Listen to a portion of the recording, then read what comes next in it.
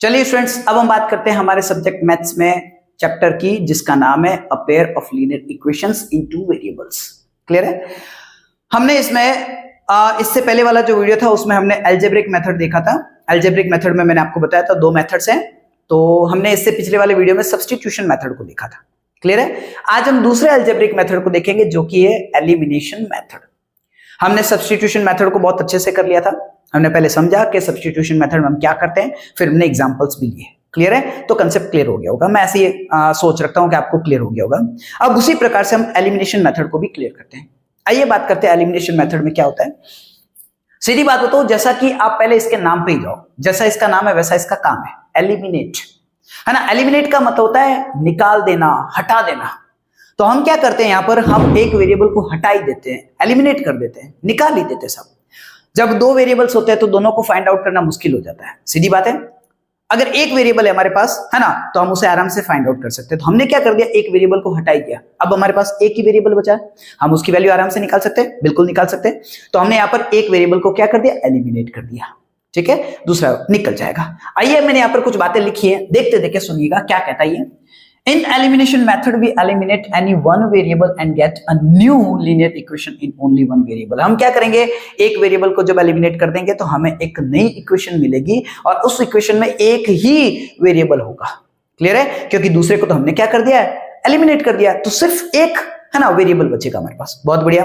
अब आप क्या करोगे, अब आप इस इक्वेशन को, जो नई इक्वेशन मिली है जिसमें एक ही वेरिएबल, उसको सॉल्व करो। तो after solving the new equation, सही बात है, इस न्यू इक्वेशन को, है ना, आप जब सॉल्व करोगे तो हमें क्या मिलेगी, एक वैल्यू मिलेगी पहले वाले वेरिएबल की। कहने का मतलब क्या, उसके अंदर जो वेरिएबल मौजूद है, भाई एक वेरिएबल को तो हमने एलिमिनेट कर दिया, अब इस नई इक्वेशन में सिर्फ एक ही वेरिएबल बचा है। तो जब हम इस इक्वेशन को सॉल्व करेंगे तो इसका वेरिएबल, है ना, इसके वेरिएबल की वैल्यू हमें मिल जाएगी। अब ये जो वैल्यू मिली है, इसको किसी भी एक इक्वेशन में पुट कर दीजिए, है ना, सब्स्टिट्यूट कर दीजिए, दूसरे वाला वेरिएबल भी निकल जाएगा। तो मुझे लगता है समझ में आ गया होगा, और नहीं भी आया तो कोई दिक्कत नहीं, है ना। हम अभी एक एग्जांपल ले लेते हैं, एक क्वेश्चन कर लेते हैं। आइएगा बात करते हैं हमारे क्वेश्चन की। Solve the pair of linear equations by the elimination method, है ना। इस पेयर को सॉल्व करें एलिमिनेशन मेथड से। ठीक है सर, अभी कर लेते हैं। आइएगा देखिए, बात करते हैं आंसर। सुनिएगा,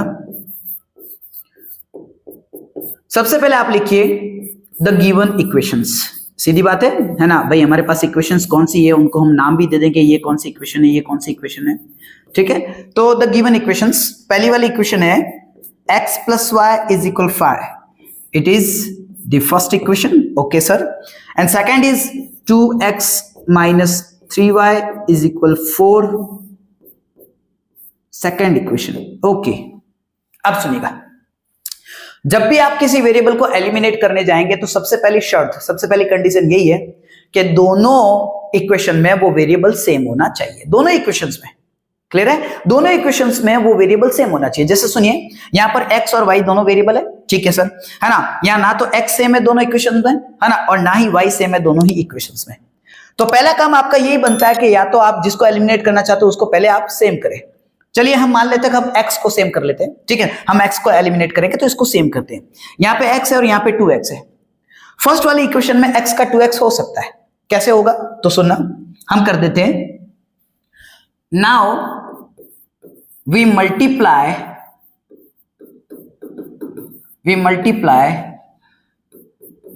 द इक्वेशन 1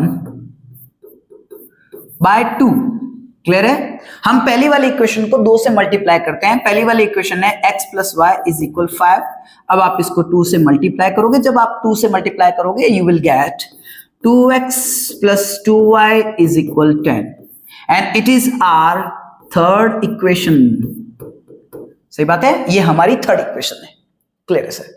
अब आप बात करते हैं, ठीक है। तो पहली वाली इक्वेशन हमारे किसी काम की नहीं रही है फिलहाल, है ना, हमारे किसी काम की नहीं है। अब हम सेकंड इक्वेशन को और थर्ड इक्वेशन को लेंगे क्योंकि इन दोनों इक्वेशन में x सेम है। क्लियर है सर? तो अब हम बात करते हैं, सेकंड वाला इक्वेशन है 2x minus 3y is equal 4। ठीक है, अब हम बात करते हैं फ्रॉम सेकंड, एक minute, from equation second and equation third. Clear है? इन दोनों से, ठीक है सर। तो सेकंड वाला इक्वेशन क्या था? सेकंड वाला इक्वेशन था, एक बार मैं फिर से देखना चाहूंगा कहीं मिस्टेक ना हो जाए, 2x minus 3y is equal 4। Okay, 2x minus 3y is equal 4।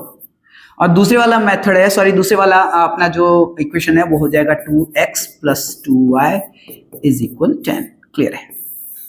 अब मैंने आपको कहा था पहली कंडीशन थी कि एक वेरिएबल सेम हो जाना चाहिए। देखिए ऊपर भी 2x है नीचे भी 2x है, सेम तो हो गया।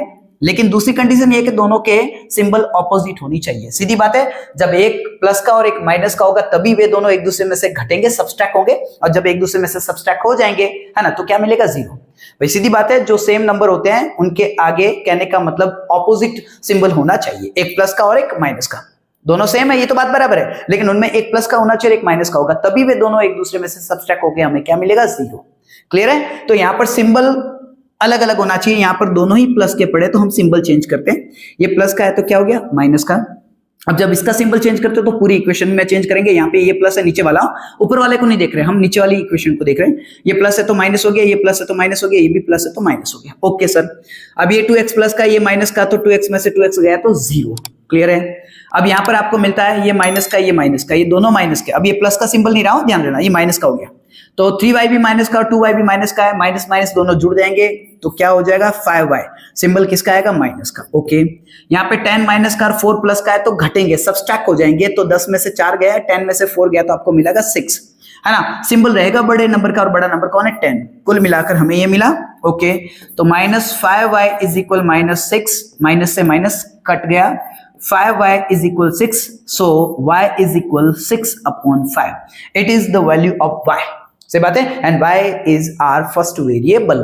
कुल मिलाकर हमारा पहला वेरिएबल क्लियर हो गया, हमें y की वैल्यू मिल चुकी है। अब हम क्या करेंगे? इस वैल्यू को, ये जो y की वैल्यू आई, इसको हम किसी भी एक इक्वेशन में रख देंगे। सही बात है? ओके, अब हम बात करते हैं। नाउ यहां लिख देता हूं मैं, now we put the value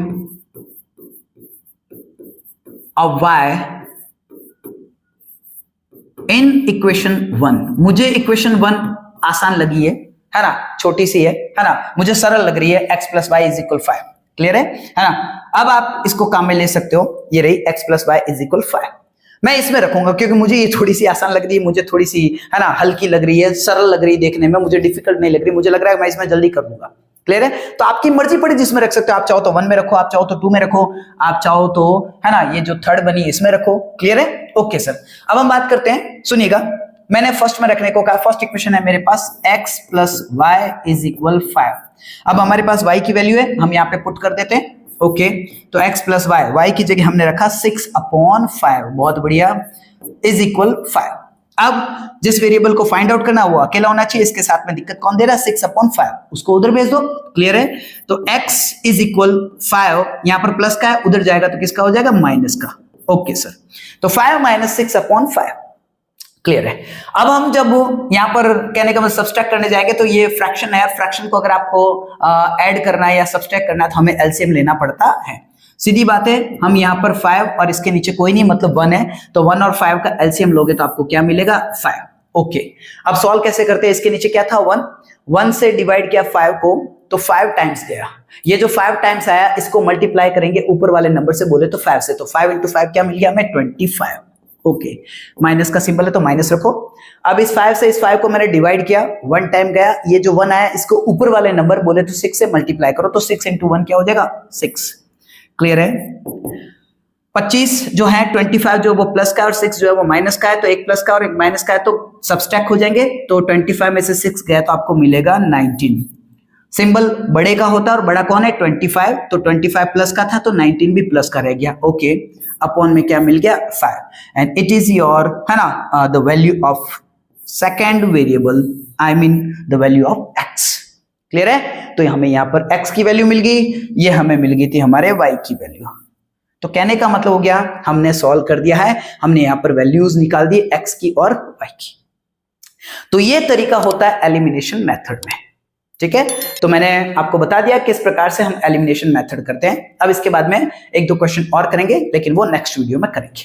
ठीक है, अब बात करते हैं हम हमारे लाइक, शेयर और सब्सक्राइब की। अगर आपको लगता है कि ये चीज आपको समझ में आ गई है, आपको एलिमिनेशन मेथड क्लियर हो गया है, तो प्लीज मेरे वीडियो को लाइक करें।